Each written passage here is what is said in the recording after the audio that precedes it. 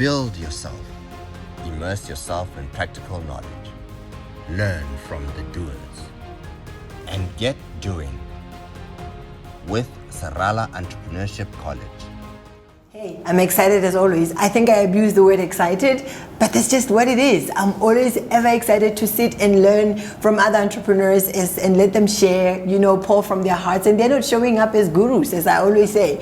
They're showing up to say, I am trying, I am doing something, and I want to share as I go along. And maybe you can pick something. And also to ignite thought on the continent about what does it take to do business on our continent? The ups, the lows, all of it. We're excited to deal with it. And today we will be sitting with Mr. Arun Iyer, who is the CEO and founder of Alpha Direct Insurance Company that is making all the waves. And I talk to anybody in Botswana who has lived here for the past 2, 3 years, 4 years. And when you say Alpha Direct, you don't need to explain any further. They already know Alpha Direct. And I'm happy to see that he is growing into other parts of the continent and will be here for it. He is going to be sharing, obviously, from his experience starting this company, and he has started other companies. So we're learning from his little experience, as he would put it, from his, business empire. So Arun, welcome. Thank you. We are interested in knowing first and foremost, who's Arun? Where were you born? Yeah. So I was born in India in 1983. Grew up in Lubatsi. So my parents already were living in Botswana at the time. Right. My parents moved to Botswana in 1980. And my dad was one of the first chartered accountants in this country. Him and a partner bought a small accounting practice here in Gaborone. Soon later, like 2 years after they bought the firm, he established the Lubatsi branch, and so we ended up growing up in Lubatsi. I have a younger brother who's my co-founder at Alpha Direct. And, fantastic. Arjun, and we. How much younger is he? He's 2.5 years younger. Right. So we grew up in Lubatsi, which, as you know, is a very small town, just 70 kilometers south of here. Right. And it was a great, charmed existence and childhood for us. We didn't have a lot to do in those days. There was no internet? No, there was certainly no internet. Scrolling? There was no scrolling. So we've climbed virtually every hill that exists in Lubatsi. We've explored all the different nooks and crannies of that town. Lubatsians will be so proud of you. Absolutely. And we still love Lubatsi. I know, it's like Pikwe people. Once we start talking about Pikwe, we won't stop. Absolutely. So for purposes of this discussion, I'll just leave it at that. Yes, thank you. To say that we grew up in Lubatsi and spent the first 14 years of my life there. Then I moved to Gaborone and did my undergraduate degree at the University of Botswana. You studied at the UB? That's right, in accounting, and I was there from 1998 to 2002, and then I moved to the United States. Spent about a decade in the US. Were you moving for school or for work? What was Initially for school. I went to do my master's degree at the University of Illinois in Urbana-Champaign. That's a little tiny town just outside of Chicago. And I spent a year there, finished my master's degree and took the US CPA exam, which fortunately I passed. It was a pretty tough one. Was it? Yeah, for you? Come on. No, it was. It was really tough. I had to work super hard for that one. But, after I finished the CPA, came back to Botswana for a couple of months. My parents were still here. And by that stage, my dad had also become an entrepreneur. He had gone from professional practice into starting a couple of businesses, many of which failed. Which is a good thing. Exactly, and so I was very entrepreneurial even from my childhood. But my father encouraged us to be entrepreneurs. Oh, he did? I was going to ask you, what is it about your childhood that prepared you for this? Definitely my dad, because my father came from a very lower middle class to middle class background in India. His father, my grandfather, was a civil servant. He worked for the Indian government, for the Public Works Department. Very honest civil servant, did his his duty 110%. But obviously, if you're a civil servant, you're on a civil servant, you're not necessarily very wealthy. Yes. But my father had always said that, there's no reason why we shouldn't have entrepreneurs as our role models. Because growing up, he never used to have entrepreneurs as his role models. Right. He was told, you should try and be like this. So that is very interesting, because we normally say when you see an Indian succeed in business, it's because his grandfather was an entrepreneur, his uncles were entrepreneurs, everybody's an entrepreneur, so he's an entrepreneur. Your story is different. It's not true. So I mean, obviously, India, where originally we come from, is a very big country, and it's a country with 1.4 billion people. It's the most populous country on earth. Right. So 1 out of every 7 human beings is Indian. So there's all types of people. There's people who come from an entrepreneurial background. There's people who come from a working class background. There's people who are professionals. You've got all the different things. So historically, my family has not been entrepreneurs. Right. My Good to know, actually. Yes. So practically, you're just a Mutswana boy from Lubatsi. Yes, that's my life. I grew up in Lubatsi, and I grew up, practically on the streets of Lubatsi, because in those days we never really had much entertainment options. So we used to go play with all the other kids. Right. If I'm calling you, you've probably been playing somewhere. Absolutely. Yes. So we've roamed the streets. We've seen every aspect of that, and that's our life. That's how I grew up. And my growing up as a child, I always had this entrepreneurship bent, because I looked up to entrepreneurs, and fortunately for me, my parents didn't discourage me from pursuing that path. In fact, they encouraged me, and they said, if you want to pursue this path, that's great. Yeah. But they always said, there's always a but. Yeah, you need to have the education. So you got to be a professional. So you can choose. You can be a doctor, lawyer, chartered accountant, etc. And so I chose the path of least resistance, the path that would get me fastest into being an entrepreneur. So you thought. So I thought, which is what I really wanted to do. My heart always told me that I want to be an entrepreneur. So I knew what I signed up for. Yeah. And I never truly pursued employment with any real effort. I always wanted to be my own boss and do my own thing. Right. So you have not worked for somebody else? Yes, unfortunately not. I don't think that's the right route for everybody. Okay. Just wanted to be clear. Yeah. I think I missed out on a lot of things because I didn't take that option of going for employment. E.g.?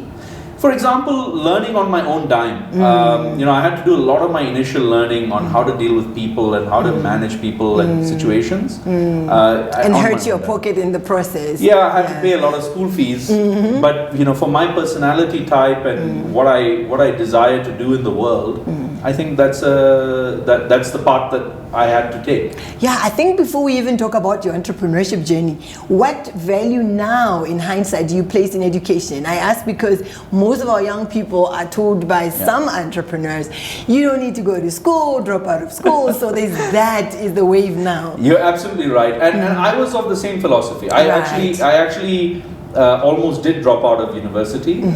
So we had a small internet company, my brother and I. In uni? In uni. Internet company? An internet company. How long ago was this? So this was, we started the company in 1997, before I started in UB. Yeah. And we got the offer, so there was a group of companies that were looking to list IT companies, and they needed an internet company. And I was 16 and a half at the time, and they invited me to say, 16 and a half, you're in the UB?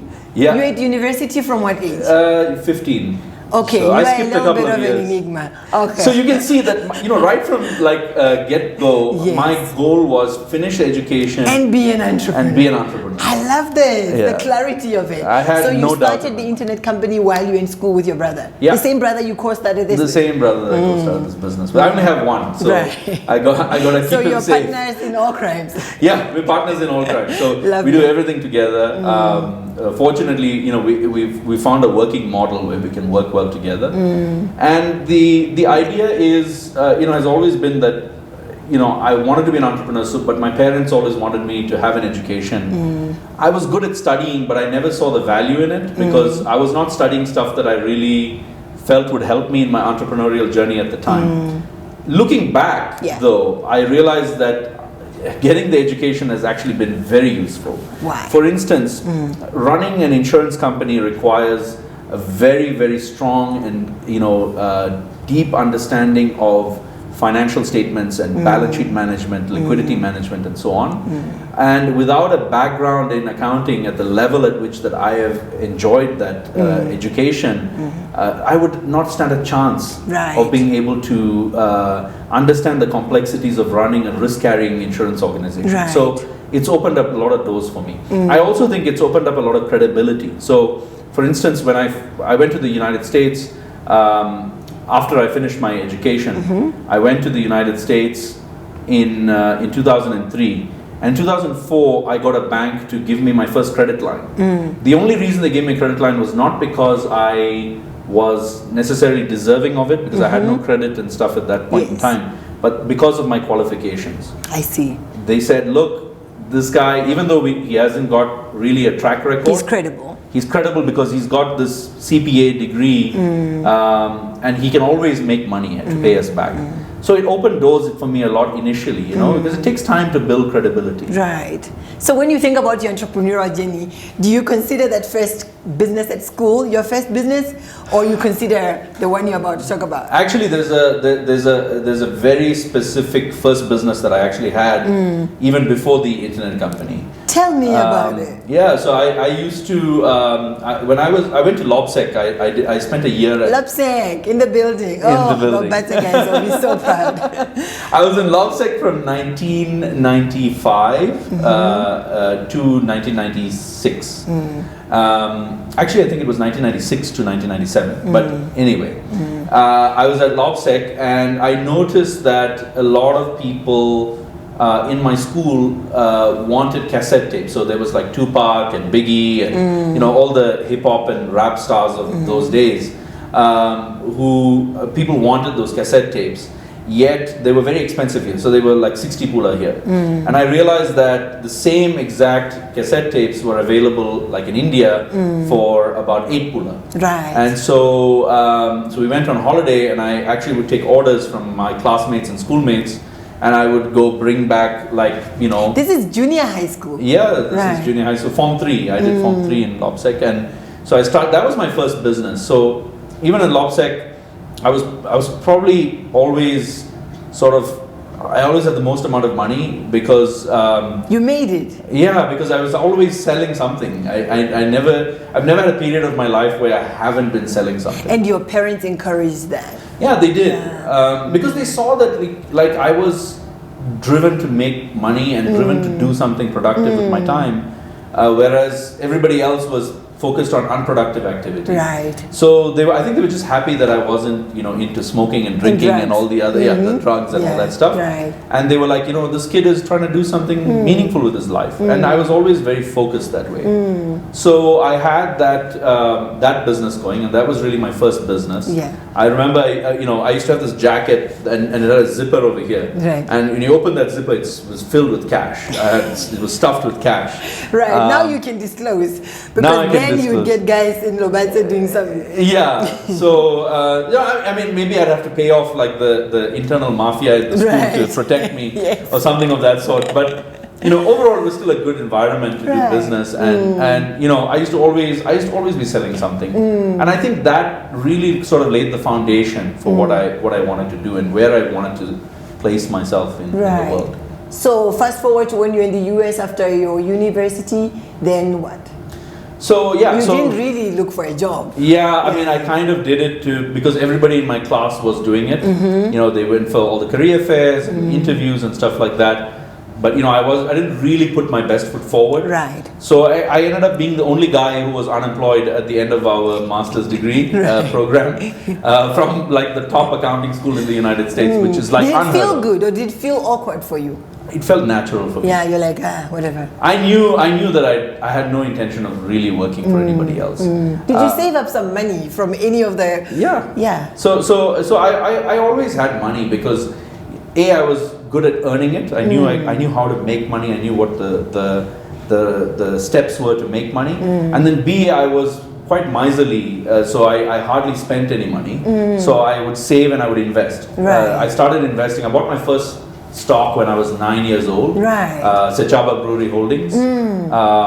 That's fantastic. I actually used to hate my brother. My elder brother, the one I come after, was always very frugal. Would be given money to go spend at like a trade show. He would come back with the same money we went with. And I'm like, why didn't you buy stuff? And he wouldn't buy stuff. And he would, in a sense, be investing and asking my mom, because my mom was an entrepreneur, where can I put my money? Can I invest in your business?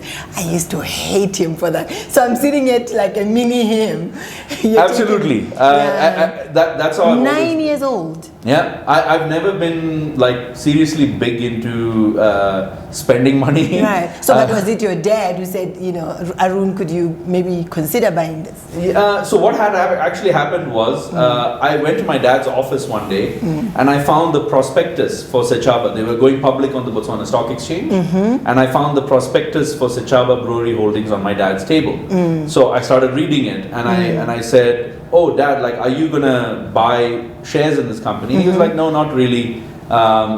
They sent it to me with. And you're like, "I will." Yeah, I was like, "Yeah, I'll buy it. I think it'll actually make sense." So he's like, "Yeah, sure. Like, go ahead." So I filled out the application form. Where were you getting that? Were you watching a lot of television? I'm trying to crack this entrepreneurial spirit. Where did you get it, really? I sometimes think about it because I'm now in this stage of my life. I'm trying to figure out, maybe similar to what you're trying to figure out, is how do we find other people that have got that little spark in them, and how do we help them to build great ventures of tomorrow? And so I often think back about what is it that drove me to do this. And I think it's a combination of different factors. I think some of us are just born with an entrepreneurial spirit. You'll see that there are kids that want to like sell stuff and so on right from a very young age. My elder daughter is like that. She from a very young age, she always had her own business. She was always making stuff and creating stuff and trying to figure out how to sell it, and very focused and hardworking. And the idea, I think, is as long as people don't destroy that, as long as they allow it to thrive, and sort of like how you were saying, "Oh, I hated my brother." Because I thought he was frugal. But the thing that was destroyed in me, I don't know, I was also very ashamed of it. When I was still in primary school, I used to sell mulberry. You know mulberry fruit? Yes. I used to sell it for 1 pebe, and I was ashamed of it. I was ashamed of being enterprising. I'm just looking at you selling CDs or cassette tapes at school, and you are proud of it. You don't seem like it was something you were ashamed of. No, and the reality is, if you go back even 2 generations in my own family, not my mom's side, my dad's side of the family, they were very safety oriented. So they were like, no, but entrepreneurs, you'll definitely have to do something illegal, blah, blah, blah. So it was like frowned upon to say, but the reality is you don't have to do illegal things to be successful as an entrepreneur. And that's a myth that we really need to demystify. And you don't need to be, as long as you're not greedy, you can do incredibly well. And I think it comes back to the reason why we are entrepreneurs. Like, I ask myself this question. Money doesn't really drive me anymore, but seeing a dream become reality, that definitely gives me a lot of happiness and satisfaction. And I've realized as we go through life, I've realized that money doesn't give you happiness. So it can't be the primary reason why you get up every day and come and be an entrepreneur. There are far easier ways to make a lot more money a lot quicker. And I think that entrepreneurship is probably the worst option if you really want to make a lot of money. However, as a consequence of solving a problem for a lot of people, you often as an entrepreneur end up with a lot of money. And if you're, in my view, an entrepreneur that's doing it for the right reasons, then the only viable option to do with that money beyond enjoying it a little bit is to give it back to society. Right. Okay, so let's go to the first company you bought in the US. So I bought a small accounting practice, a tax practice. My vision was to try and build an H&R Block. H&R Block is a big listed American tax preparation company, mass market, big brand, and so on. And I wanted to build a competitor for H&R Block, slightly different, so offering accounting services and so on. I was 20 years old, and I decided I'm going to move to the United States. Never thought I'll come back to Botswana. And I went and did this deal. My dad came with me, and he's like, "We love your dad already." Yeah, he was awesome. I mean, I have to say, like, if 90% of whatever it is that I have done in the entrepreneurship world was encouraged and driven by him. So yes, I had that spark within that told me, you're going to do this, and I had the self-confidence to believe in it. But it doesn't matter who you are and how much self-confidence you have, you need someone to believe in you. Yeah, it's not just a cheerleader, it's like a sponsor, almost like a spiritual sponsor. Yes, and it was very, like, my dad and I had a very good business relationship. So, like, if he ever invested money in my business, he would get shares in it, proportionate to it. It was a very corporate level type transaction. Love it. Even when I was 20 years old. And we had to have that discipline. Right. Because I think if you don't have the discipline to respect money, you'll never be successful as an entrepreneur. Because money is the glue that keeps entrepreneurship and entrepreneurial ventures alive. It's what creates sustainability. Right. So you have to respect it. If you don't respect it, it'll be gone, and then that the fuel that's fueling that business is now gone, and it That's can't run. profound. So getting into like an agreement with your dad before you go on to the US. Yeah. Respect money. Yeah. So I had saved up about, I think, $25,000 or so at that point in time. And the company cost how much? So it was $220,000. You were not intimidated by that? At 20? I was intimidated. I was also intimidated when I started Alpha Direct. I didn't know a thing about the insurance business, but I'm now used to it. I think I'm now used to that uncertainty. Right. So at that point in time, yes, I was intimidated, but what other choice did I have? I either, come back and work somewhere and do some dead-end job which I don't feel passionate about, I don't feel it's moving me forward, or I go out and take a big risk in life and potentially fail, but end up being happy that you tried. Yeah, that I tried, Right. followed my heart. And so for Bought me, this one. yeah, so I had decided that, look, fortunately for me, my dad was fairly successful, so I knew that if I failed, I could always come back, and I could always the getting a job was always an option that was on the table. So I was like, if that's the case, Because brother was educated. yes, I had that education, so I knew that, worst case scenario, I'll get a job, and I'll do it. But why give up this opportunity to go out and do something that I feel so passionately and strong about? So I went out and I bought this firm. The seller financed the transaction because the bank would never finance it. Right. So the seller financed it over 3 years at 6% interest, signed the promissory note, and then started making my monthly payments. So literally I landed. How big was it when you bought it? So it was doing about $187,000 in revenue the previous year before I bought it. And so I never prepared a tax return in my life. So the seller had negotiated a 3-month reducing transition with it. So first month he would spend 40 hours, second month he would spend 20 hours a week. Third As month, what 10 now? hours. As an employee? As an employee. I like that. And then he would phase out and go do his own thing, And we went out and did the deal, and then I got in and I realized all the mistakes I'd made in that deal, Yes. and fixed some of those mistakes in the next deal. Right. Realized I made a whole set of new mistakes on the next deal, so went out and tried to fix those, and then kept making more and more mistakes, but Love kept it. moving forward. Yes. You didn't let them stop you. No. So from that firm, what else did you invest in?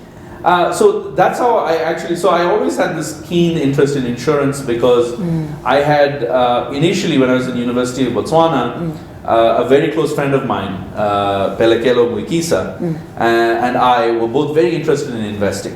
I, fortunately, because of my businesses, I had a little bit more capital, but we used to co-invest, and we used to study stocks, we used to analyze them. And we used to do a lot of in-depth research. We used to go and sit in banks and study how they're taking care of their customers.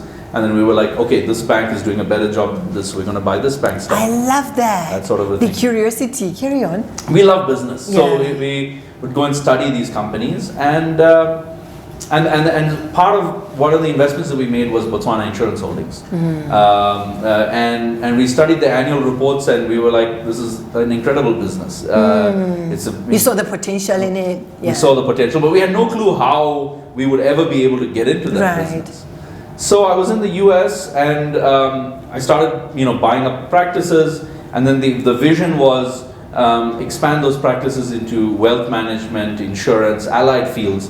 We've already got a client base of about 3,000 clients at that point in time. So Right. the idea was, how do we sell more product to the same client base? We're doing your taxes. How do we sit down with you and convince you to let us manage your wealth for you, or Have sell more you offers, yeah. sell you some insurance, stuff like that. So I got very curious and very involved with insurance as a result of that. And then my dad passed away, and for a couple of years I shuttled back and forth, and then decided, you know what, my first elder daughter was born in the US. Yeah. And so at that point in time, my wife was like, look, you got to make a decision. We can't be having this back and forth. Either we sell everything in the United States and move back to Botswana, or we sell everything in Botswana and we locate permanently in the US. So for me, the choice was quite obvious. I saw Africa. Was it? Yeah, I saw. For somebody else, it wouldn't be. You're right. And that's because, people are focused on things which I'm not really focused on. Like for me, I don't need the glitz and glamour and I don't have much of a nightlife even now. Right. So that wasn't really a big issue for me. I wanted a place where it was a good place to raise a family and had a lot of potential in the future to do business. And what had changed for me between 2002 when I first left and 2012 when I came back was, number one, initially, my thought process was Botswana is too small an economy. Yes, population of like 2 million people. Exactly. Yeah. It was too small a place to really do things at scale.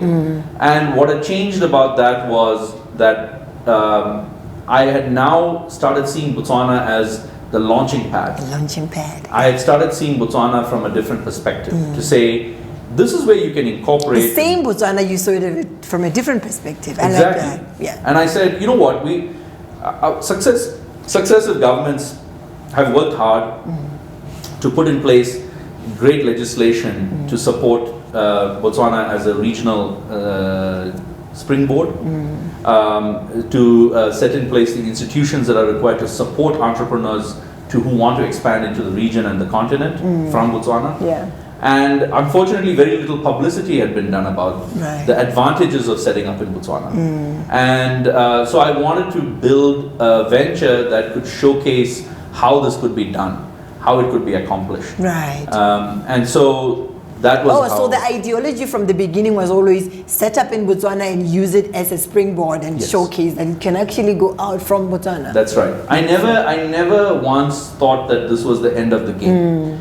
Right from the beginning, it was like, let's establish here, because it's low-hanging fruit.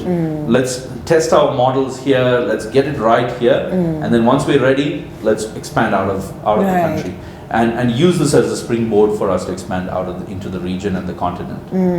So you went for it.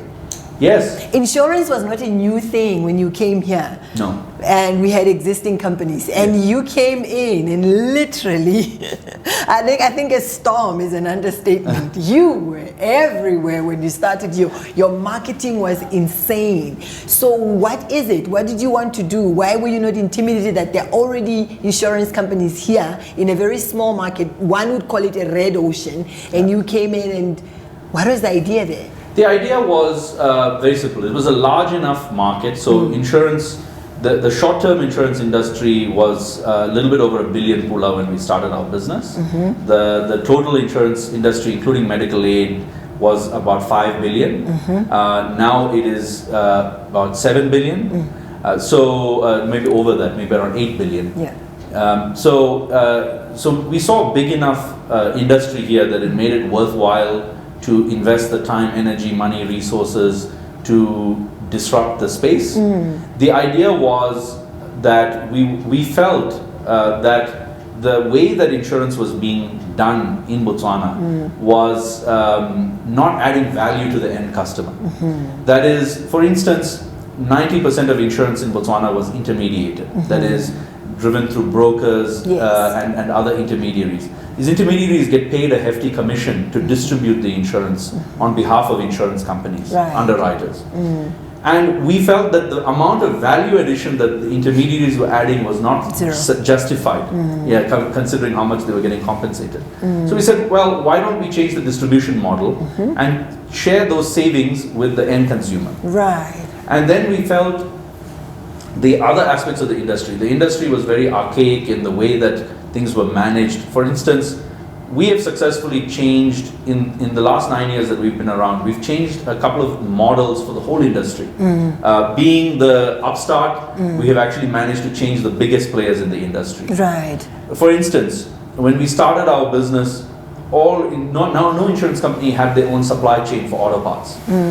We built our own supply chain for auto parts. Many people said this will not work. You can't do it at scale, etc. Right. So we started sourcing parts. So when an Alpha Direct, You didn't feel like it was taking you away from your core business?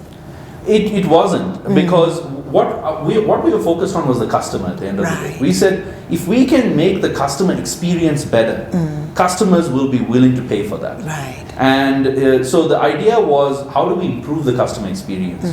And because you're fighting, as you said, in a red ocean. So how do we turn this red ocean into a profitable red ocean? You have to do things differently. Right. So for us, the first and foremost thing is we said, don't think about anything else, think about the customer. Right now, for a customer, when we started our business, a customer, when they have an accident, they now have to run around to 2 or 3 different panel beaters, Yes. get quotations, and take those quotations to their broker. The broker then sends it to the underwriter, then the underwriter sends an assessor. I know, it's a pain in the neck. And the whole process was taking a month and a half. We said, you know what, we're going to streamline this whole process. Right. So when an Alpha Direct customer goes out and has an accident, first of all, we created the first 24-hour emergency assist line, toll-free line. So no matter where you are, you can pick up the phone, you can call. Even if you don't have airtime, you'll reach us. We have a 24-hour emergency assistance center. Right. And they will... Toll-free number. Yeah, and they authorize your towing. So we tow the customer's vehicle and take it and have it assessed. Once your vehicle is towed, as a customer, you have to do nothing more. Wow. The idea was, we take all that headache off of your shoulders. We assess the vehicle, we get it repaired, we source the parts, we replace the parts, and then we give you a set of guarantees to say, any work that's done by an Alpha certified repairer is guaranteed for a year. Right. Any parts that that Alpha Direct puts, first of all, if your vehicle is under warranty, we guarantee that all the parts are genuine. So And- it's not fake parts. Absolutely. We guarantee that all the parts are genuine. Right. And we guarantee all the parts that are put into your vehicle for a year. And then all the paint work that goes onto any Alpha Direct repaired vehicle was guaranteed for 3 years. So we were the first to bring about these industry standards to say the customer should win. Right. And the rest of the industry was not bothered about this. They was like, okay, you bring your quotations, I approve it, and move on with life. Yeah, from where we were as a nation, I'm just hearing this would be too good to be true. How do you get customers to believe it? Yeah, so you have to stand behind your guarantees. So there was an instance, we've only, believe it or not, Yeah. in the last 9 years, we've had only 2 guarantee claims that have ever come at Alpha Direct. Wow. 2 guarantee claims. That's how legit the rest of it On is. thousands of claims. I mean, you're talking about thousands and thousands of claims. Right. And the reason, and on those 2 claims, there was one client from Joining, and this was during the COVID lockdown. Yeah. Client calls us and says, I'm not happy with the work that was done by the Alpha certified repairer. The paint is fading or whatever it is. This was now 2 years after the job was done. Instead of telling the client who sits in Joining, like, hey, bring your car to Khabaroni again and get it fixed, we sent a tow truck with To the permits. client? Yes, to Joining, picked up the vehicle, brought it back, redid all the work at our expense, and sent it back, delivered it, and then called the client to say, are you happy with the work that's been done? Wow. That's insanity. That focus is what makes us different. Right. And customers will appreciate that. Yes. If you go above and beyond, because we've always said our guarantee is something that we cannot compromise on. Because it's our USP, it's our unique selling I proposition. think that's also the idea that we get when we saw the Alpha Direct this, Alpha Direct that. When you're marketing and we thought, will they be able to survive? Will they be able to back it up? So to see that it's been 9 years and we're like, okay, maybe that Alpha Direct guy is doing something. We need to talk to him. So now you studied this market deeply before you went into it, which is something we truly encourage. You did your market intel. Who do you serve? Who's your avatar? Who is that guy that when you're thinking about, you're like between this range and that range income or whatever the story? So it's we actually have a very detailed customer personas that we target. Yeah. There are 3 key personas that Right. we target. one is we call them Homer Simpsons. So we have a whole bunch of criteria that we use to target. But you can think about your average middle class person who's got a car, usually an import vehicle. They probably own a house, and they are typically employed, in either a government or private sector position, and they have a small family, that sort of a thing. And we study their lifestyles and stuff. I won't go into too much details. Right. But the idea is that we target Homer Simpsons, we target Kerry Bradshaws, that are the more younger professionals that are university graduates, Fresh money, but they're more technology adept, and they can use tech a lot more, and they value the use of technology. And then we have business clientele, like small and medium enterprises, family-owned businesses as well that we serve. So those are our key market segments. That's who we really target. But I agree, market research is important, but if you spend too much time doing the research and not enough time doing the work, then you end up not building anything. You become a theorist. You just sit there with all the theory. So I really, I spent about 45,000 pula to do a feasibility study. I hired an actuarial firm in Cape Town to do a feasibility study on whether a short-term insurance company in Botswana would work. They came back and said, no, it won't work. Then I said, no, but you haven't considered this, these factors in your report. And they said, oh, okay, if you consider those factors, fine, we'll say it'll work. I said, look, I'm not paying you unless you say it works. So they said, okay, great, we'll say that it works. Right. So you have targeted this low-income earner, which is something that we ignore a lot on the continent, yet this is where we have a lot of people. What was your thinking around that? So, midway through the journey. So as I said, we successfully changed the model for claims for the entire industry. We successfully changed the model on underwriting for the entire industry. So for example, before we started, all insurance companies used to use what's called general underwriting, which means they price a 55-year-old female at the same price as a 30-year-old male, among other factors, right? So it means that the 55-year-old female, who represents a smaller risk to the insurance pool, was subsidizing the 30-year-old male who provides greater risk to the pool.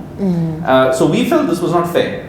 We felt that we should individually underwrite. That means if your risk profile is X, Y, and Z, then the data should inform our pricing structure. So we were the first to introduce that in Botswana. It's not the first time it's been done in the world, but in Botswana it was the first. And now we have successfully changed the industry to move to an individual underwriting model. Because if they don't embrace it, then all the good customers come to us, all the bad customers go to them, and we end up... Were you bothered when the competition started copying some of your ideas or models? No, I actually took it as flattery, because in my view, we have these huge corporates that have been in business for 45 years, 50 years. That and you're a new kid in the block. With a new kid in the block, and they copied us. And I think, look, building a business is not only about building it's not an island. We are part of an ecosystem. And so we are building the building blocks of a better ecosystem. So previously, the consumer was getting a raw deal, the consumer is now getting a great deal. Companies were operating inefficiently, now companies are operating efficiently. And then with our inclusion products, which is what you had asked about, that came about after we had already done this bit, and we were sitting about thinking about where we wanted to go with this. What was our future going to look like? And we said, even though we had been quite a disruptive force in this industry, our focus needed to shift from simply disrupting an industry to actually creating the blue ocean. So we were still fighting in the red ocean at that point in time. This is 2018. And we'd been in business for about 3 years. So yes, we hadn't shut down after 1,000 days. So we said, okay, this means maybe we can survive for another 1,000 days. We've crossed over the 1,000-day mark. So now it was time for us to think about where we wanted to go. And we identified this issue of underpenetration of insurance as a major issue in Africa. And we said, if we can crack this, if we can solve why insurance is not something that people are actively buying in Africa, we can potentially be of service to a very large underserved populace, and we can potentially do extremely well financially as well. So the trick is, how do you do both? Because you're dealing with people who potentially can't afford what you want to sell. Yeah, some are not even banked. They don't even have bank accounts. That's right. They use mobile money. That's right. People use mobile money. So how do you do this? And the answer that we came up with through the auspices of the Stanford Sea Transformation Program that we did in 2018 Fantastic. was that we have to leverage technology. And this is where Arjun came in. I remember very clearly the conversation we had. He came in and said, there is no way that we're going to achieve this vision if we don't build our own technology. And so we went about building our own tech. That's fascinating. From the ground In-house. up. Yeah, in-house, from scratch. And that's his vision and what he's brought to the table. Right. Is taken us from being an insurance business that was leveraging technology to being a technology business that creates insurance products and insurance solutions. I love that shift. Was it a good shift for you? Absolutely. It's a great shift. You did for not us. have qualms with it. And now you saw where it was going. Absolutely. And our technology, the technology aspect of our business independently has grown to over $1 million in revenue. And in addition to that, more importantly, now serves about 50,000 customers. And so if you were telling me earlier that everybody knows Alpha Direct, if people know Alpha Direct because we have interacted with so many people, we've added value to about 50,000 people's lives. To me, that's the big accomplishment. And the big question is, how can we take the 50,000 people that we've impacted so far and now do it at a 1 million person scale? Right. And also still get repeat business. What's your secret to retaining all these people? It's a continuous focus, and I don't think I really have the answers to say this is what you should do. Right. I think a lot of it is driven by how you leverage technology to retain people, because to do things at scale, you can't do it with having individuals going door to door, retaining people and so on. You have to leverage technology in order to do it at a mass scale, at a low cost. Because remember, in our inclusion business, I mean, we are trying to get people to buy insurance priced at under $5 a month, right? It's a 49 pull-up a month. How do you make money selling to people at 49 pull-up a month? It's hard, right? It's super hard. Right. So we have to get our cost structure right, our acquisition costs right. So initially we were spending way too much money acquiring customers. We had to rationalize our acquisition. Then retention. If you're spending too much money to retain customers, then the business model doesn't work. So on top of all the impact that you have to have, you also have to do it sustainably. That's true. You have to do it in a way. This is a business at the end of the day. Yeah. It's a business, and it has to. The customers have to keep the business alive. But how easy was it to get a license to start this? So look, we already had the license to build the products. So it was only a product approval process. So we built the products, and like any standard product, we sent it to them. They came in for an inspection. They inspected all the products. They asked us to change some of the wordings on the products, which we did. But beyond that, I think they see, it's an agenda for us as a country as well. Yes. To have more people have access to banking and more people have access to insurance and financial services in general. Because there's no country in the world that has gone from low income or middle income status to high income status without super high penetration on banking and insurance. Yes. It's never happened. And I don't think it's going to happen going forward as well. Right. So as a country, our priority, and this is the agenda that all the international institutions such as the World Bank, the IMF, everybody is all pushing. They're saying, if we want prosperity to be more even, then we need to get more people to have access and to keep that access to financial products, whether that be banking or mobile wallets or insurance and so on and so forth. So you have been able to serve this underserved group and still be compliant to the regulator. That's right. Yeah. And not only be compliant, but also to do so fairly profitably. So that's the hard part. Is yes, it's one thing to be compliant. It's another thing to actually make this thing be successful. Yeah, it's hard. It's hard work, and you want to add value to people's lives. So you need to design and develop products which are meaningful to people, which actually help people when they have a calamity or have an event. Yes. And that's a tricky balance. You want inclusion, you want to make an impact, and you still have to take care of the bottom line. That's, I think, usually the balance that we struggle with on the African continent. You're like, okay, many people can't afford certain things, so I want to make it inclusive. I want people to be able to buy. Yeah. Yes, I want to make an impact on all those good things, and then the bottom line. So you're constantly maintaining the balance. Absolutely. And it's a lot of people believing in you, and it's a lot of people believing that whatever, even though things may not look great today, that in the future they're I'm going to glad that the regulator is also supportive, because sometimes that becomes the enemy, you know, especially on the African continent. We talk about it a lot and we say it openly that sometimes the regulation can just block you.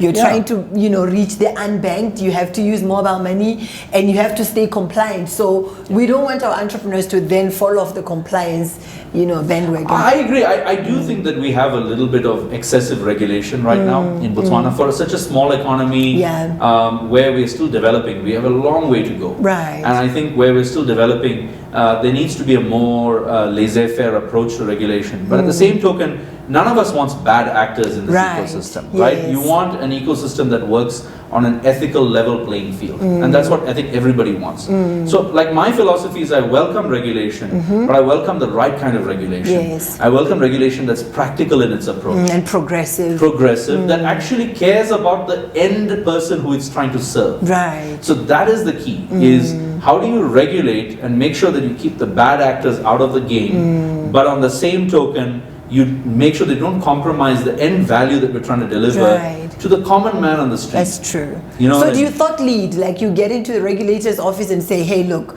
this is what is happening, this is the value we could give the ordinary person? Yeah, I'm very vocal about these things. Like I believe it's my responsibility, it's a civic responsibility, because we've chosen to go down this path where we don't only believe in the bottom line. Like we believe that we are doing a service, and that service is something which adds value to people's lives.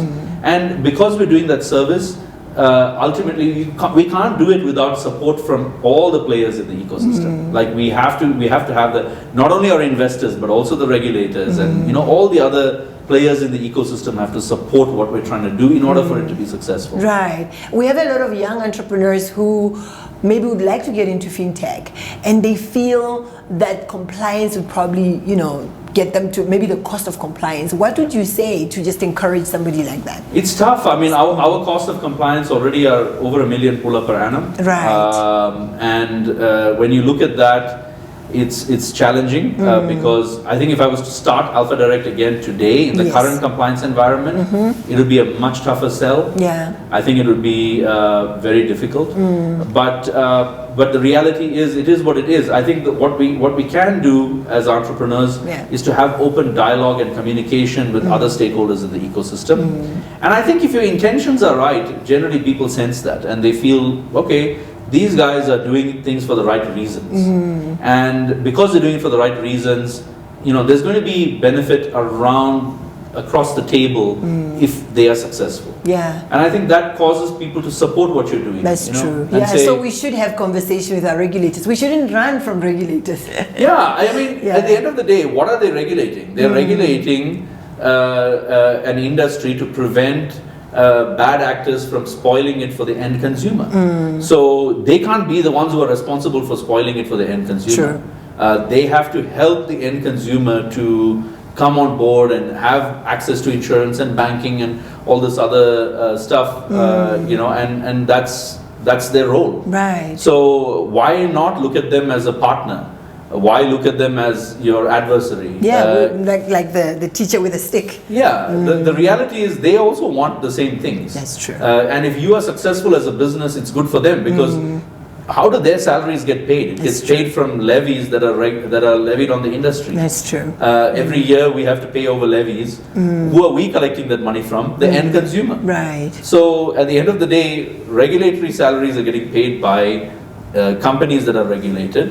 Those companies that are regulated are getting that money from the end consumer. Right. And so we all have to work together to create to serve this serve the end consumer. Right. Arun, your business is such I say a young company because of like the energy I get. It's very innovative, it's very fresh. How do you recruit and select your people? Good question. Right from the beginning, so there's a guy on my exco who He's employee number 2. I'm employee number 1, he's employee number 2. And he's still around, and he heads up HR. What do you mean by employee number 2? You were the first 2. We were the first 2 guys. When we started, Right. I didn't even have an office at that point in time. So and we were just literally doing the building blocks for building this business. And we were located in a little warehouse in Commerce Park, no air conditioning, 4 tables, no ceiling actually. In the Botswana heat? In the Botswana heat. Right. Actually, we started in the winter, so Wow. it was the cold, and that was an exceptionally cold winter.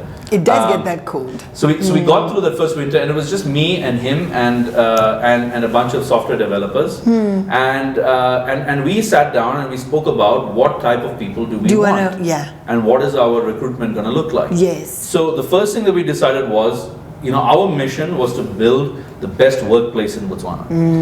We said we're going to not recruit people who have already been in the industry, because we don't want people who've been trained in the other way of doing things. Yes, and you have to come and unlearn and retrain. Plus, we were trying to disrupt an existing industry. Yes. What does that say if we're taking people from the same industry that we're trying to disrupt? Good thinking. It means that we are actually not the disruptors. We're just the incumbents. We're another insurance company.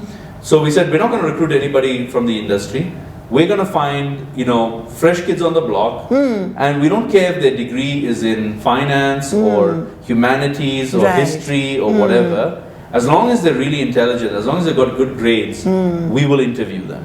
And then we run people through several processes of interviews. Okay. Anybody that's ever interviewed with Alpha Direct will tell you there are rounds upon rounds upon rounds of interviews. It's been like that from the word go. From the word go. So we do a lot of interviews, and we're very careful about who we allow on board. And when we get them on board, so we're very quick to hire. I mean, very slow to hire. Very quick to let go if things aren't working out. Yes. Because we cherish our culture. Our culture is a work hard, play hard culture. Right. So right from the beginning, the first asset that we bought, before we bought aircons, the first asset we bought was a table tennis table. And we had a table tennis table inside the office. Right. The idea there was, work shouldn't just be about coming in, getting a paycheck, cranking out a bunch of, typing into a computer, and then going home and wishing, gosh, I can't wait till I get my next job. Right. Work should be about a place that you come to. It should be your haven. It should be where you have fun. Yeah. It should be where you have your family, your work family, and you get along and you do things together with a bigger objective in mind. And so this was sort of what we tried to instill from day one. Right. And I said, number one. So you guard that culture. We guard that culture. When you recruit. When we recruit, when we onboard, and when we let go of people. Sometimes a relationship has to come to an end because somebody doesn't fit in with the culture. Somebody is not really in tune with what we're trying to achieve. And I always say, I tell everybody that has ever joined this company to say, if you're coming here because you want a paycheck, this is not the place for you. There are plenty of other places that you can go and get a really good paycheck. If you're coming here because you want to grow, you want to develop, you want to learn, you're connected to the passion and the energy behind Alpha Direct, then this is the place for you. Right. So the idea has always been passion and purpose over profit. Right. And so our passion is the first and foremost thing that I look for. How connected are people to our mission? Because inevitably you're going to deal with some really tough situations. Every single day we deal with hard situations, difficult people, etc., etc. Right. You're not going to be able to persevere and get through those if you're not connected in purpose with us as an organization. Right. So I tell people, don't waste our time if you're not connected to our purpose. You must understand what we're trying to build here. You must understand the end customer who we are trying to bring on board to taste insurance for the first time in their life. Yes. And the responsibility that comes with that. That's what we have to understand first and foremost. So when you get people who are connected to that passion and to that purpose, it's a very powerful tool to find the right people, to retain the right people, and to grow those right people. That's true. So how do you motivate them to do best? They are on board, they bought the vision, they are here with you. every day is not a drag, like other than just make it a play hard, work hard environment. So yes, I agree. Like it's constant work. So our HR team is phenomenal, the best in the business, because they themselves are very connected to the purpose for which we've been created. And so number one is every week, every Friday, we have got something special going on. I like that. It'll be, Funky Socks Friday. Right. It'll be, Bring Your Kid to Work Friday. Something will happen on a Friday. Right. And we, a couple of years ago, brought in a consultant to handle culture, organizational culture. Right. To ensure that... So you're deliberate about what you're building, culture-wise. Very deliberate. Because that is our strong point. I mean, I have giant competitors who can pay people more than I can pay them. Yes. Now we are a little bit more even-keeled, but in the initial days, I can't pay what my competitors can pay. So I could develop the best people in the world. My competitors will simply pay them double of what I'm paying them and take them away. Right. So we had to figure out something else to connect with our people, so that even if somebody is offering them double the salary, at least they come and talk to us first and say, hey, this is what I'm getting. Can you guys help me out? Blah, blah, blah. I really value the culture here. I want to stay back. So that was one of our focuses, was we knew that culture was the thread that would hold us together as a team. So that was number one. And then number two, we've always, from day one, invested in training and development. The idea is to look at your people not as an expense, but as an investment. Right. And so, and yes, some people will, disappoint you. They'll take advantage of all the investment that you've made in them, and they'll go and work for your competition. But that's part of our responsibility as ecosystem builders. Right. Our idea is we want to bring people in, we want to develop them into great, well-trained professionals, and hopefully we want to retain them here. But if they do go to the competition or they go elsewhere, we hope that they'll be great stewards of our brand and what we've done to develop them as individuals. That's an interesting mindset to have. It must give you peace at night, because if you had the other mindset, you'd be just angry all the time. Well, I still get a lot of our former alphas who call me, message me, tell me how they're doing, check in on me. That's good. So it's like family, really. It's like family. So we never develop people with a view that they're going to be here forever. We develop people with a view that we are building you to add value to the world. And that's, I think, ultimately the idea. Because, you can't retain everybody forever. Right. People also have their own aspirations and dreams. That's true. And maybe sometimes we are not the best organization to give them that. So that's why you don't hesitate to get fresh from uni guys, because you train and develop in-house. We believe in that.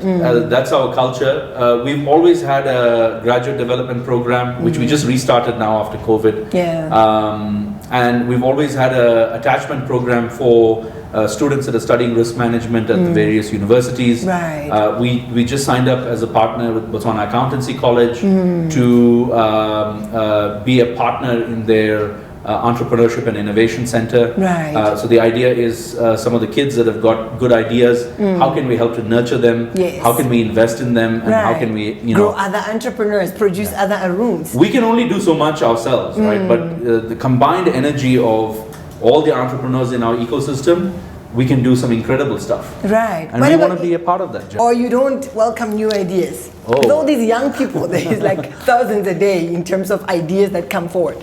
Yeah, I think, look, innovation is critical if we want to accomplish anything. Right. Particularly if you want to move to a knowledge-based economy, which is, I think, what we're trying to do here.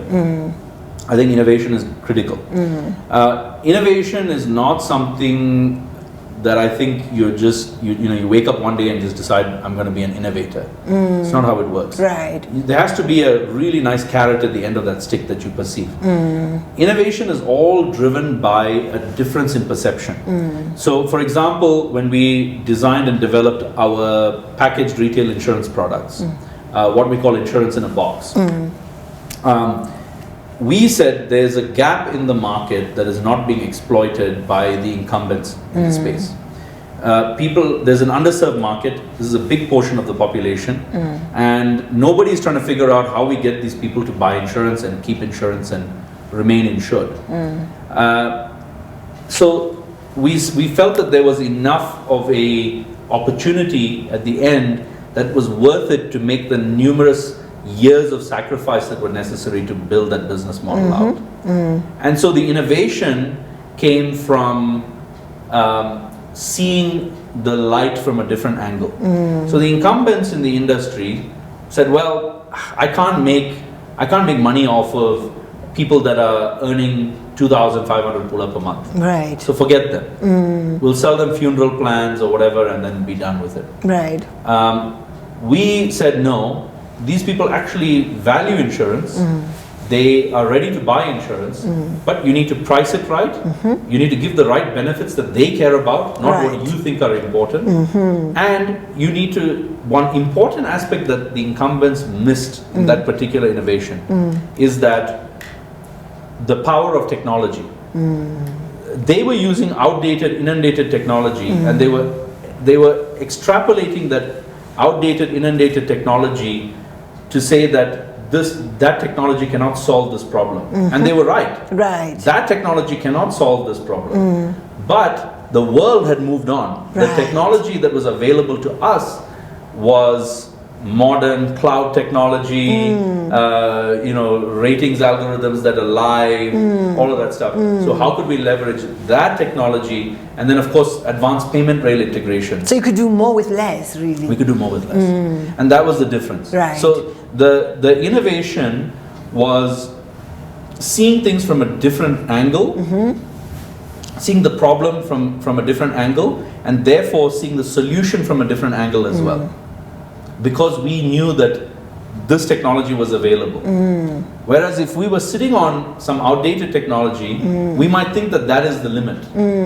Like nobody would have said ChatGPT could be a reality a year ago, 2 years ago. Right. Today we can't live without it. Absolutely. Yeah, some of us really love it. Absolutely. So the model that you're using, or maybe let me just say a culture that you've built, was not just disrupt from the beginning. Even as you do your day-to-day, you're always thinking, how can we go about it differently? Yeah. So do you get ideas from your guys? Absolutely. There's going to be there's going to be somebody who comes in and disrupts us as well in the future. And that could be tomorrow, it could be 2 years, 5 years down the line, we don't know. So we always have to live in a state of paranoia as an organization. We have to believe that there's going to be somebody that's going to come and out-innovate us tomorrow. So how do you stay at the forefront of innovation? So as you said, it's a culture. Yes. And yes, we do have ideas. So right from the beginning, we set aside this thing called 20% time, where we say, it's a concept that we borrowed from Google, where we say 20% of every employee's time should be driven towards finding new innovative ideas. Lovely. And 80% spent on your existing process-driven work. And innovations can be as simple as a process innovation, systems transition, or a novel idea that changes the game entirely. Yeah, I think we always ever think of the novel idea, but the day-to-day you can tweak certain things we never really think. Nobody gives credit to the people who have innovated every day at Alpha Direct. The people who came in and did an internship and created a new way of us doing things, which has changed the game for us. True. So there are hundreds upon hundreds of those day-to-day innovations happening every day in our organization. And I think those innovations are more important than the big game-changing innovations that we've come up with, because they've actually added more value to our organization over time. You've been systemizing, like you're so systemized or so impressed coming in. Yes. Yeah. It's a commitment from the team. And the other thing is we never say no to change. Like as an organization, never say no to change. I love that. Yeah, never. Yeah. Because change is inevitable. You might as well make it your friend. Either we're going to change or somebody's going to change for us. Yeah. And so we right now in this week we are handling 3 systems migrations as we speak. There are various teams handling different systems migrations, and it's happening as we speak. Some very complex, some a little bit more simple, but none to be taken for granted. Yeah. So now that you've recruited and retained and motivated and fired so many people, what can we learn from your experience dealing with human beings? That's the toughest part of any entrepreneur's journey. Right. Because oftentimes, you grind it out with people, you build something together, and you're connected. You are irrevocably connected. I think Some would even say that, you fall in love with your people. Yes. Like, there are so many people at Alpha Direct that I say, I really love them. I feel like they are one with me. I mean, we've built this brick by brick. Yeah. And I can't be grateful enough to have them in my life. And so it's really hard to let go of a relationship, whether the initiation of letting go comes from the person's side or the organization side, right? It's hard. Right. It's hard for them, it's hard for us. But I think that your reason for why you do what you do is what has to dictate that. And I think the focus on the customer is the most important thing. Right. So you'll find that it's a journey. Building a business is a journey. There's going to be so many people you cross paths with during this journey. Some relationships are going to last for a week, some an hour, some a minute, some are going to last for an entire lifetime. Right. I wouldn't say any one is more special than the other. Sure. Some people come serve into their purpose. Yes, really. they serve the purpose. Some people come into your organization, your life, to do something very significant in a very short span of time. And be done. And it's time for them to move on. It's time for you guys to move on. Some people are there for the long haul. They're there to stick with you through thick and thin and get through the process. Maybe they haven't had such a significant impact in a short span of time, but over time their impact is tremendous. Right. So I think you got to look at it very objectively. So when people leave, you don't take it personally. You don't feel like, oh, how dare you? Yeah, no, not really. I actually, initially, that was in my first career, that was how I reacted. Right. Because I felt it was a personal failure on my part. Right. But then later on, as I matured, I realized that, you know what, everybody has a role to play. I mean, I'm not going to be in this organization forever, which is why I need to build this into an institution that I can hand over to, a next set of people who can take it and add more value to the society. This is why we exist as a business. Right. So that's noble. Yeah. Well, I think, look, you have to ask yourself why you're doing what you're doing. For me, money has not been my driving force. I would have made very different decisions if that was my driving force. Right. We lost 10 million pula in our first 3 years in business. That's very hard to justify. But the reality is I knew why I was doing what I was doing. Yeah. Speaking of money, what was your experience sourcing the capital to start your enterprises? I know the other ones, you managed to trick your dad, whom we love forever, into signing your contract. But something like this, if somebody's like, wow, I would love to start like an Alpha Direct in future. Yeah, look, it's a lot of luck in my view. Yeah. Maybe I had done and said things which were conducive to me raising it, but I don't see it. I still don't see it. Literally for me, I was lucky. The first 3 people that I went to and shared my idea with very little actual stuff, to be honest, they all said, yes, we want to do this. But I was sure about one thing. Whether it was them or somebody else, I was going to start Alpha Direct. Right. Maybe that's what they saw. Maybe that's what they saw. Because I did say that. I told the first 3 investors that invested in Alpha Direct, I went to them and I said, this is my calling. I'm going to do this with or without you. Right. So if it's with you, it'll make my life easier. We can get started sooner and so on. If it's without you, maybe I might have to struggle a little bit longer, but I'm still going to go ahead and do this. Yeah. Because I know that this is my calling. I don't know why it's my calling, but I know it's my calling and I'm going to do it. So what advice would you give to young entrepreneurs who want to get into business about capital sourcing? So capital sourcing, you have to think very carefully about it. Like you always have to think about investors first. So business is a game of sacrifice, right? Yes. Like you, as the entrepreneur, you always have to be, as the jockey, you have to be the one that sacrifices the most all the time. Right. And that's the reality, because you are the one most connected to the purpose of the company. My investors are not connected to the purpose of this company. My investors are connected to the potential future profit or return that they can generate. And we need to understand that. Right. And understanding that is very important. For me, this is not just a job. For me, this is my mission and my purpose in life. Right. And my investors are there to facilitate and help me to guide this organization to where it needs to go. Right. They're not here to be connected to the purpose. Many of them have never even visited the organization. They've never visited this office. They've invested money, but they've never seen what we actually do here. So it's important to understand that and know that you are going to have to make all the sacrifices. Right. As long as that business is alive, sacrifice is yours. And so right from the beginning, I was the one that said, yes, I'm going to go ahead and do whatever it takes to get these guys on board and keep them on board. Right. So that's very important to realize first and foremost. The second thing is, the world is your oyster. You know, one thing that I wish I had done differently was realizing that the three investors that invested with me initially were not the only people that could invest in the business, because it would have opened up so many doors for me that I think we could have leveraged to grow the organization more, bigger, better, etc. But you learn from your mistakes. Right. So somewhere along the line, I realized that, you know what, actually, we can raise money from anywhere we want to raise money. As long as we have a good idea and we can show that we are, taking steps to execute on those plans, people will invest.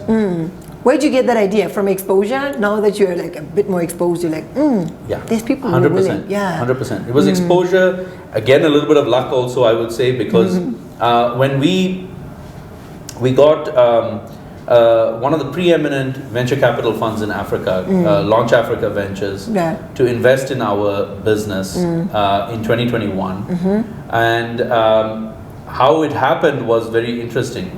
By the way, we were the first company, we still are the only company from Botswana to raise venture capital and expand outside of Botswana. And the reason we were able to do that, thank you, but I want that to be a lesson for entrepreneurs to say that it's possible. You can do it. We can raise capital from VCs on the continent. But Launch Africa was founded by two guys, Zach George and Junaid Duplessis. They're based in Cape Town.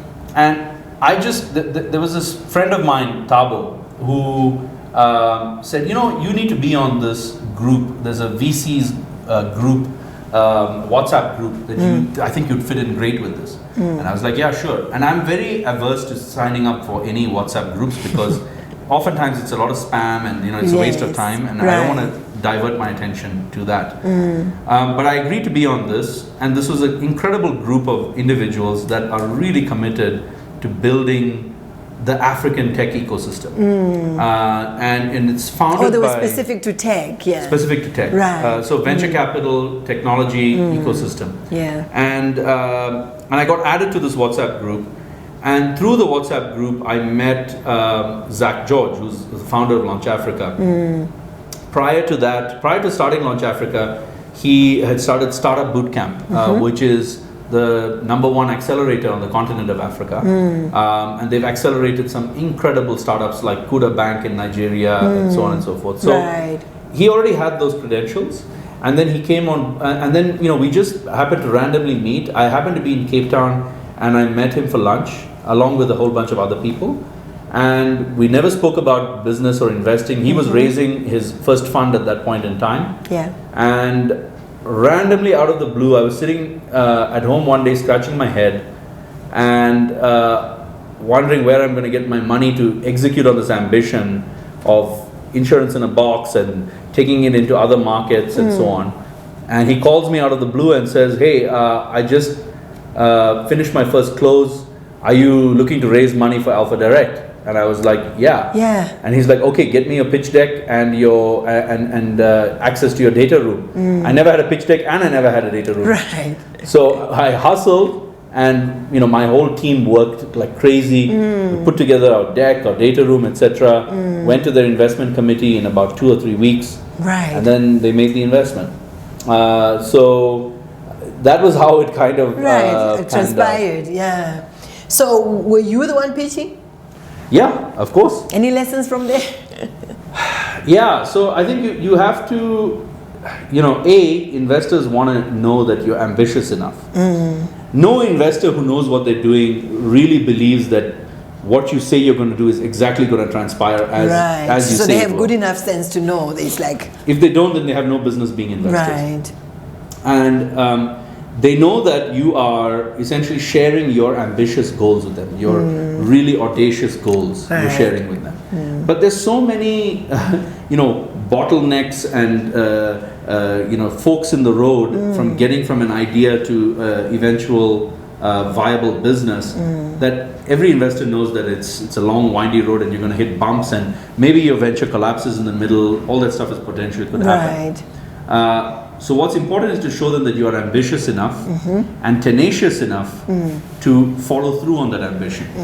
So if you aim for the stars and you are tenacious enough, you might get to the sky, which is good enough for most investors. Right. So what's important is to aim really high and to showcase that I'm very ambitious. And number two, to showcase that you're thinking about the business in the right way. So the business model has to make sense. Yes. Unit economics have to make sense, which Right. means if I'm buying or manufacturing this product for 5 pula and I'm selling it for 4 pula, that is not going to work. Right. If I'm buying it for 5 and I'm selling it for 15, that model could potentially work. Right.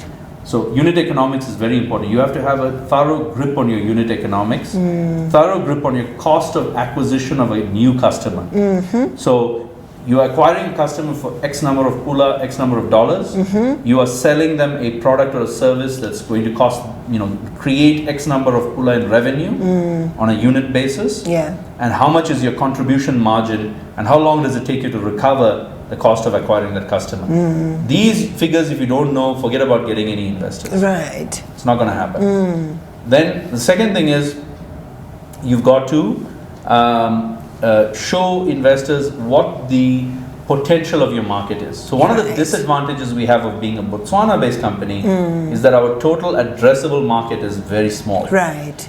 In order for investors to really get their lips wet, you have to show them that we want to expand into these bigger markets where the potential is there for us to grow this into a $100 million business or a $200 million business. So they needed to connect with you at Botswana being the launching pad and seeing the potential for scaling. Yeah. Right. So that's very, very important because what does an investor want? They want to invest, say, 100,000 and they want to be able to cash out $1 million. You need to show them the path and you need to convince them, third, that you are the right person and you have the right team. I was gonna get to that. Yeah, that you're the right person in the right team. Okay. Yeah, and that's a lot of soft stuff. So obviously, I think if you have a lot of industry experience, like for example, you worked at a big insurance company, now you want to start an insurance company, that I think would help you more than somebody who's wet around the ears like me would really help you. Clearly, you said something that they believed. I honestly don't know what I said, but I think the energy that I had was just that I'm going to do this. Obviously, getting money is one part of it. It's still serious stewardship to be given financial resources to look after. So, what tips can you give to young entrepreneurs who've made it into the game? Take care of that money. Absolutely. Your investors' money is more important and precious than your own money. Right. That's what you have to realize first and foremost. So you never ever misuse that money. That money can be used to acquire customers, it can be used to build the business, but it can never ever be used to benefit you personally. Right. That's what you have to realize. So for me, even when we started the business, we raised the first tranche of capital, but we hadn't started our operations yet. Okay. I wrote to all the investors and I said, I am planning to take a salary of X amount. Right. Until we start earning, until we get our license to operate, I'm only going to take half salary. Right. And I'm going to take half because there's still work to be done, but I don't feel right taking my full salary from your money, from your resources, which could better be used to acquire customers and to implement this dream. Right. So the idea is you have trusted me as your steward, Yes. and I am going to, in return, respect your money.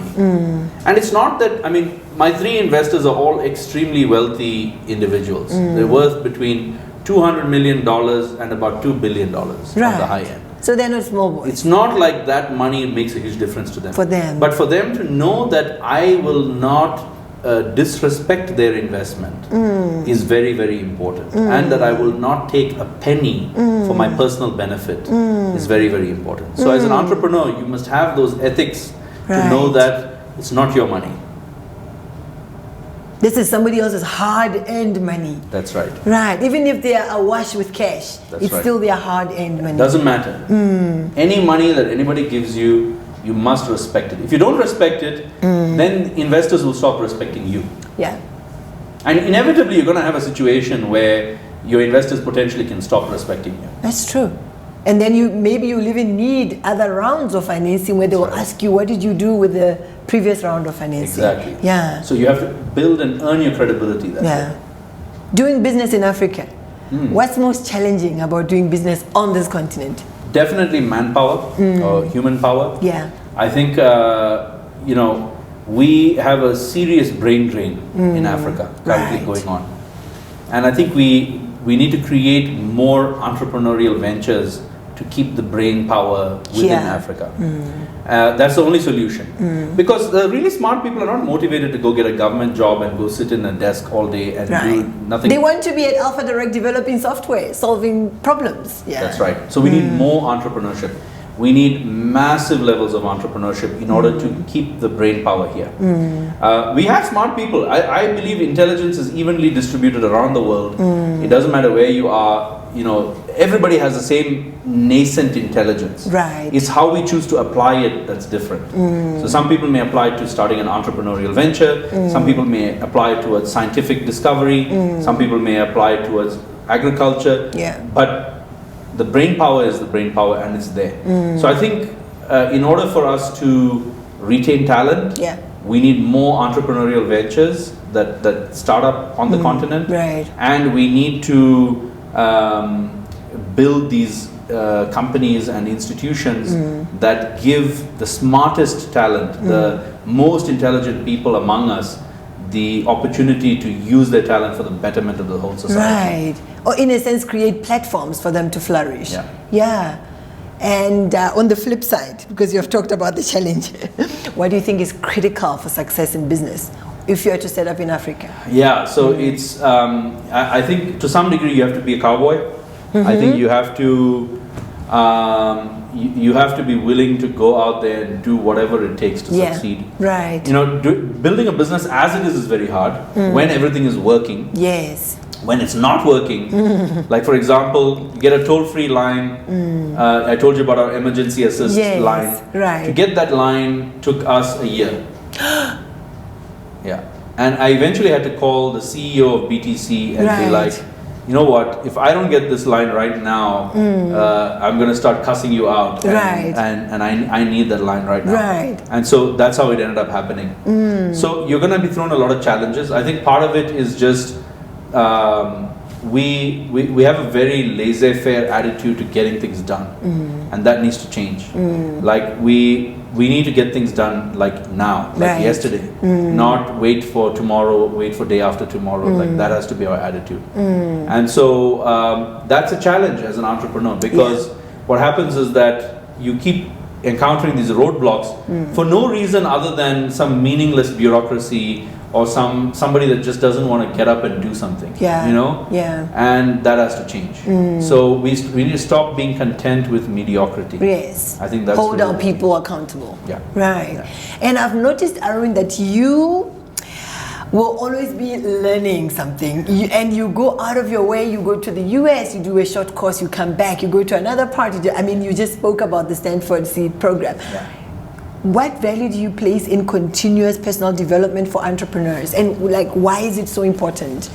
So I asked one of our investors who's extremely wealthy a couple of years ago, like, what do you think is the reason for your success? And he said, we are lifelong students. We're always ready to learn from everybody. Right. And that really struck a chord with me, because I said, okay, this guy's extremely successful. Yes. He considers himself a lifelong student. I'm also going to be a lifelong student. And so I committed to being a lifelong learner very early on. And So it's a commitment. it's a commitment. One has to make that resolve in their minds. Yeah. Absolutely, and not only one has to make the resolve in their minds, they have to have a supportive family structure, business structure in order to enable them to do that. Right. I've been able to take a lot of time away without impacting the business because of the fact that I have a great team and a very supportive family. Yeah. I mean, I think the first 7 years of my kid's life was entirely my wife and possibly my mom as well. So between the two of them, they practically raised the kids. Right. And that allowed me to go out and do what I needed to do. Right. in Well, terms now of we learning. love your wife and your mom. Yeah, I don't think you can be successful if you don't have a really supportive family structure behind you. So, you know, definitely there's no way that this organization could be what it is today if it wasn't for the commitment of like my wife, my family, as well, and the commitment of all the people that work here, right? Especially the guys that are, you know, have been with us since day one. So you need that. Yeah, the team needs to really be committed to making it a reality. But coming back to the point of continuous learning. So one of the things that I find Botswana fails miserably at is providing a conducive intellectual environment where we can meet people who have done things on a global scale. Right. Part of it is because we're such a small country, such a small society. Yeah. And I think my way around that is to do these programs every couple of years, where I get to go out in a completely different environment. I get to meet people that I would never have had a chance to meet if I didn't do the program. And I get to learn from their experience and bring back that experience here and implement what I learned over there. So the most recent one that I did is an MIT fellowship, run by the Legatum Center at MIT. It's called the Legatum Foundry Fellowship, and it's for tech founders in Africa that have scaled businesses and now are looking at how they become ecosystem builders on the continent. And the mission is really, how do you transform Africa? Because this is something I'm very passionate about. If you know, the day before I die, if I look back and I can say, you know, I had a meaningful role to play in making the lives of the bottommost people in Africa better, I'm happy. I'm ready to die. I'm ready to go meet my maker. No problem. So once I set that as my objective, to say the minute before I take my last breath, I need to say that I had impact on so many people, then my whole sort of thought process changed around why it is I'm doing what I'm doing. And so I seek out programs that are seeking to bring people together to accomplish this mission. And so I came across Stanford Seed that way, and it resonated with me. It's all about ending the cycle of global poverty, starting with Africa and South Asia now. But the idea is, how do we change the lives of the bottom billion or 2 billion in the world? You can't do that on your own, obviously. It's a huge hill to climb. And so you have to work with others to try and figure out the solutions to the problem. And I find that these programs are well thought out, and they give you access to a network that is unparalleled and a new way of thinking, more importantly. If you stay in Botswana your whole life, you will stagnate because you're meeting the same people time and again, you're sharing the same ideas time and again. And mentally you're still that Lobatse boy, so we need to do something there. 100%. So I look at a lot of the people that I grew up with in Lobatse who stayed back there and who have the same mentality that we had, 30 years ago, and they have stagnated. They're not progressing, they have no new ideas, they're not bringing anything to the table, and they're not really adding value to the bottom half of our society. I'm not content with that. I'm only going to be content when I can say that there is a more equal society here in Botswana and at Africa at large. And I'm going to be content when I can say that we have built or died trying to build a world-class insurance ecosystem and a world-class technology ecosystem in Botswana. That's where I'm going to rest. Until then, no need to rest. Beautiful. Arun, you have had such a journey so far. We know there's still so much that is yet to come. You're young, you're still a young lad. So much promise. So far, what has been the peak of your entrepreneurship journey? That moment you're like, I'm Yeah. so glad I stuck it out. The greatest moment for us, the aha moment, was when we came up with the concept of insurance in a box, and we knew that this was something that could be really a game changer. Right. Because it was the first real big game-changing innovation that we had come up with, and it set the precedent for us to dream big. We said, you know what? If we can do this and we can acquire 50,000 customers, Yeah. what can we do that can impact 1 million people? Yeah. You know, so we started thinking really big as a result of that. And I remember very well when we were thinking that, you know, hey, we're onto something big.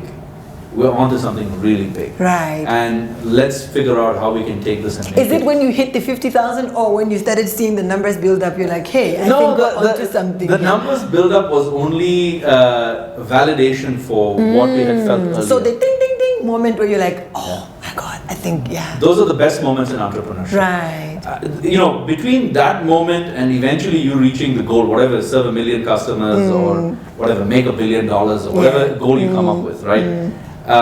That's just a struggle. It's just like this is where we are. This is where we need to get to. Let's do X, Y, and Z and execute on it. I like the struggle. I enjoy the struggle. Yeah. I'm not particularly crazy about the destination because I know what the destination feels like. Yeah. I know that when you reach, by the time you reach the destination, the whole journey has already lost its allure. Yes. So I relish the moments when you come up with the idea and you have that sense, that gut instinct Yes. that this is going to be something that's going to work and it's going to be incredibly successful. Yes. And the struggle in between, you know, navigating around the problems that you face day to day, you know, the opposition where people come in and, you know, nobody believes that it'll work, etc., etc. I love that. That's I love, the juice. That's the juice. I love going against the grain. You know, for instance, when we started Alpha Direct, all our competitors were saying these guys are going to shut down in 1 year. I loved disproving them. I enjoyed that process of being like, okay, no problem. Challenge accepted. Right. Let's do this. You know, and it's fine. You know, I think if you take 10 things that we've done at Alpha Direct, you'll find that we probably failed at about 7 or 8 of them. And I'm okay with that. Yes. Like, I don't mind failing as long as we succeed where it's really important. So the worst thing for me would be that we don't try. Yeah, yeah. So somebody said, I think it was Gary Vee, he said success is never great enough that you can sit under it forever. So Absolutely. the idea being we expect that you should keep growing. So 100%. what is the picture beyond here for Alpha Direct and other ventures that you're interested in? That's a great question. Like I think, so a couple of things. First of all, I'll tell you what we have done already. We expanded about 1.5 years ago into Zambia. Yeah. And set up in Zambia. Beautiful. We are busy with South Africa. We're very close to getting started in South Africa. We faced a lot of hurdles in South Africa. The partner that we joined with there liquidated the week that we were launching and all that stuff. But we're not disheartened. We're still going to go out and Fail make forward. it work. Yeah, absolutely. Fail forward. So we're busy with South Africa. South Africa is going to be our first major market. Yes. Among the big 4 in Africa. So it's critical for us to prove ourselves there. And we want to get into the life insurance business potentially. Right. As something to expand our product offerings. And then potentially come up with a really competitive offering on the health insurance front. So for Botswana, we want to offer a range of products across the insurance spectrum. Yeah. Using similar or the same delivery mechanisms, leveraging off of the advantages and the investments that we've made over the last 9 years in our business. And then regionally, we want to expand into Zambia and South Africa. Zimbabwe as well is on the cards for us to expand into. And then the world is our oyster, really. Fantastic. We could go into the rest of Africa. We could take our business model to many other emerging markets around the world. I love that you're taking your learnings from one market and you say, what have we learned that we need to look out for when we get into the other? Yeah. There's usually only about 50% of what you've learned from one market that you can take into another market. The other 50% has to be learned on the job while you're doing it there when you're setting up. So there's always a 50% chance that you'll fail. Yes. You can't take something from here and take it to think South you can Africa replicate and think, it. Yeah. I'm going to make it for sure. So that's, and I guess that's the challenge of trying to navigate this world of entrepreneurship. And then, you know, I think what's changed for us is the way we view this organization. You know, we now have got about 130 families that are relying on this organization day to day for their survival. Yeah. And for us, that's an important obligation. That's an important responsibility. Yes. So every decision we make, earlier in the early days when it was only a few of us, Yeah. we're like, okay, we can be a bunch of cowboys and go out and try things. Now we have to be a little bit more measured and calculative about how we take risk and that sort of a thing, because it's not only about us, it's about the 130 families that are relying on us. I'm just hopeful that we can take this 130 people and turn it into 1,000 plus people. Yes. I think that's where I'd really like to see us going. Yeah. And then eventually I'd like to see us becoming a central player in the development of our technology and insurance ecosystems in Botswana. So I would like other entrepreneurs, hopefully, I mean, the reason I do this sort of an interview is because I want that entrepreneur that's watching this, just like I was, 15 years old and watching other entrepreneurs. Yeah. I want that entrepreneur to watch this and say, hey, this guy can do it, I think I can do it Yes. too. And get some ideas and go out and do it. Because we need more entrepreneurs, not less. That's true. So we see all of this that you've said, and you've gone to America, you've gone here, you've done this, you're now employing 130, you're looking to grow, and we think that this guy is a super man. We would like you to share a short parting story of when you failed, where you felt like, yeah, I know I'm ambitious and everything, but this one. So our young people can see that failure is a part of it. Like you were saying earlier, we fail forward. Yeah, absolutely. So I think there's lots of failures that I've encountered. So I think earlier it used to affect me a lot more, and now it affects me a lot less. Right. That's good. But the biggest failure for me, the one that impacted me the most, right, and shaped my thinking, was the deal that I did. The last firm that I bought in the United States before I sold. So I bought this firm. I signed the deal to buy this firm 2 days before my father passed away. March 16th of 2017, I signed the deal.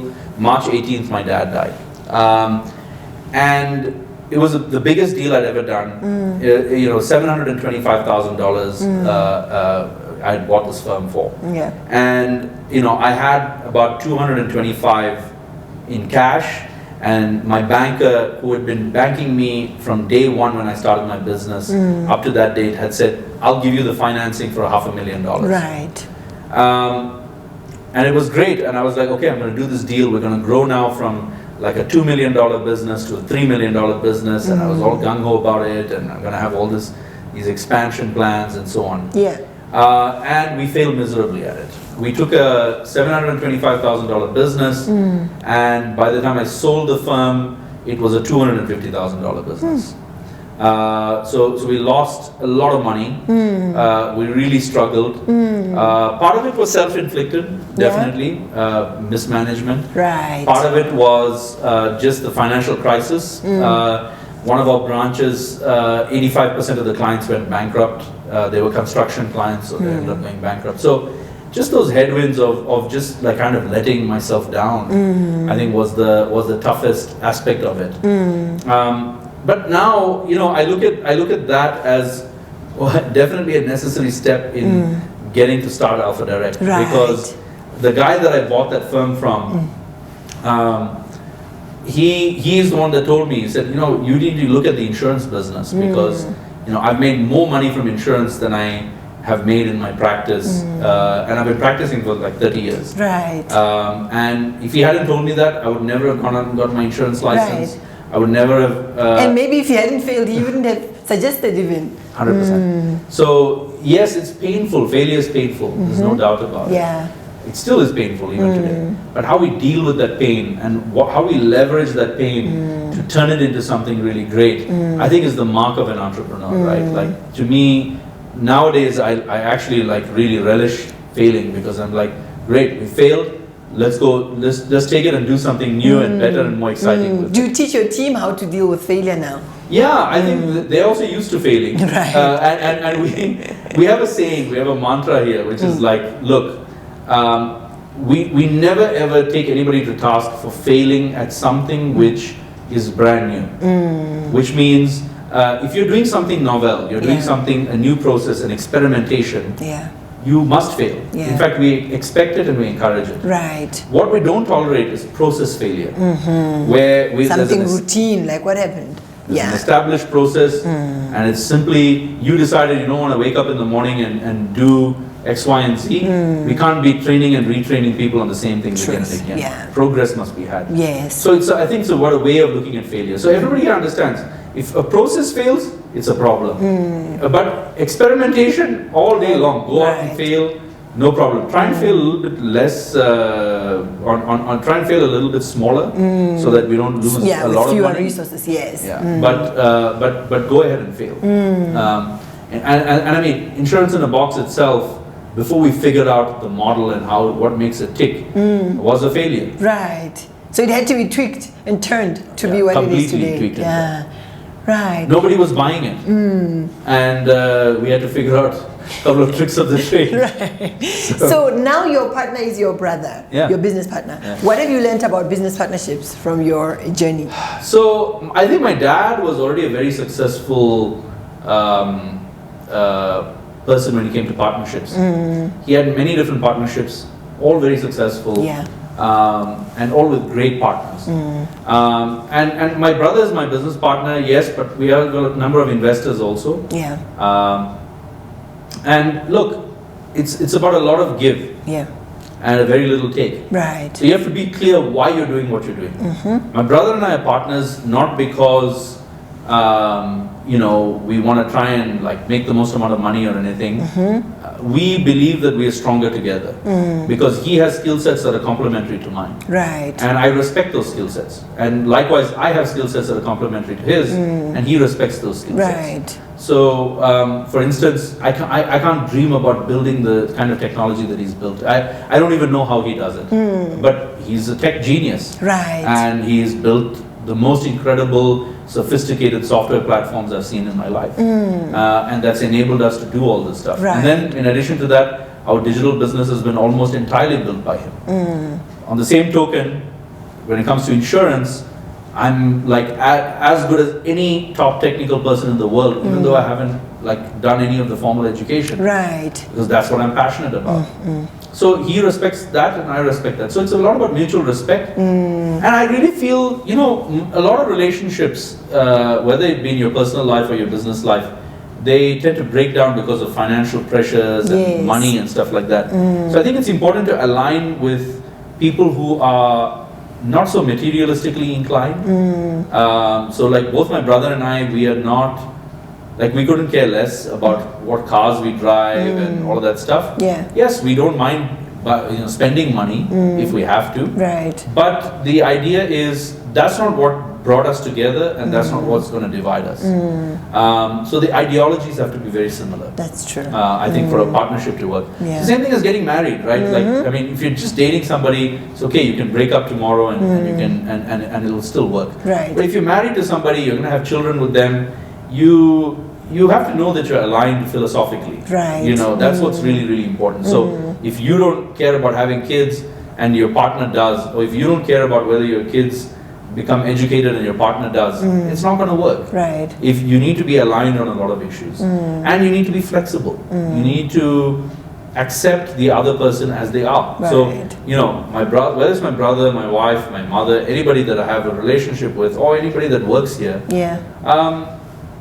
we all accept each other as we are. Like, do I like every single quality of theirs? Absolutely not. No. They also probably don't like 90% of my quality. Right. But the point is, we accept each other as we are. And we know that we're in this for the right reasons. We're doing this, we're taking this journey for the right reasons.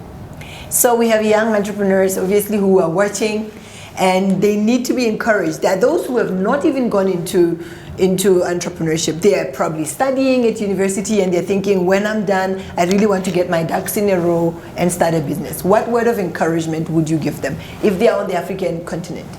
First question I would ask them is, why wait until you're done? Start selling popcorn from school. The best time to start is right now. Right. So there's no need to wait. You want to solve a problem, solve it now. Don't wait for somebody else, because opportunities are not lost. They're just taken by somebody else. Right. So if you see a problem that you want to solve, you feel passionately about it, you feel Go connected after to it, go after it now. The second thing that I would say is, look, if you know you want to be an entrepreneur, if you know that is up your alley, just go out and start doing the things that are necessary to develop you as an entrepreneur. For starters, try and meet successful entrepreneurs that you want to try to be like. That's what I did. That's how I met Dr. K, who wrote me my first check. Right. I just went up to him and I said, hey, you're also from Africa, you are here in the US, you built $1 billion insurance company, you are a great philanthropist. Right. I want to be like you. So you garnered the courage and you went for it. Yeah, and he's such a down-to-earth person. Like, he just invited me into his office. We sat down, and and we got talking. And he obviously felt, these guys are also quite entrepreneurial, and I feel that I can add value to their lives. Everybody at the end of the day is just a human being. Right. We're all trying to add value to other people's lives and trying to find meaning in our own lives. Right. Whatever our accomplishments, whether it's a president or it's an entrepreneur, CEO, or whatever it is, we're all trying to find meaning and in our lives and trying to add value to other people's lives. So you'll meet some people that you'll be philosophically aligned with, Right. and you go with them, and that's what you do. So role models are very important, and that's what I would like to leave your listeners or your watchers with as a message is, find the right role models, people who you can look up to and say, I want to be like that guy when I grow up. Right. And I think that is the best thing that you can do for yourself. Right.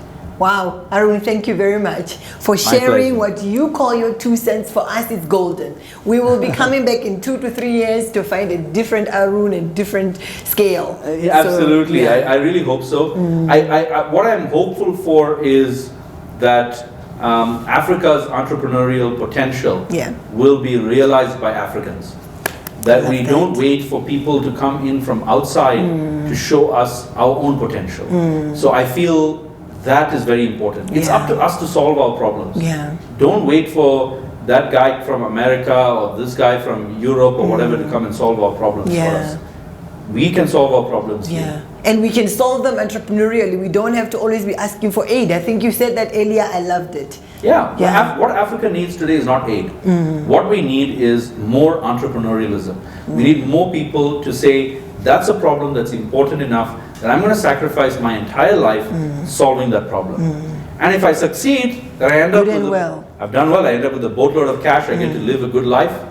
All that is great. But I'm willing to make that sacrifice in order to make it happen. That we need more people to do that. That's the spirit. That's the mindset. Thank you very much, Arun. Thank you. Now, let's go and do.